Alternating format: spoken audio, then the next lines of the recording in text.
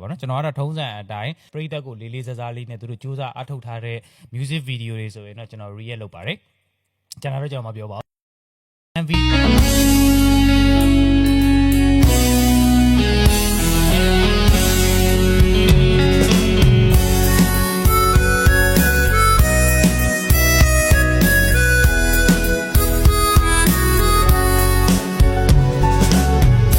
နေစီဝေးလို့လွမ်းနေတယ်ဘီရင်မချစ်တဲ့သမီးငယ်ရဲ့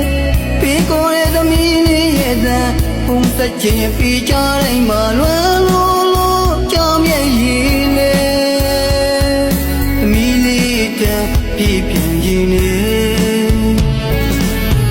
တနေစီဝေးလို့လွမ်းနေတယ်ဘီရင်မချစ်တဲ့သမီးငယ်ရဲ့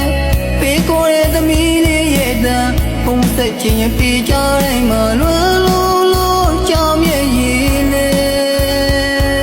သမီးလေးတန်ပြေးပြန်ရည်နေဘဝရင်မဝသမီးရဲ့ခဏလေးဝေးရခွလို့ပြီးကွယ်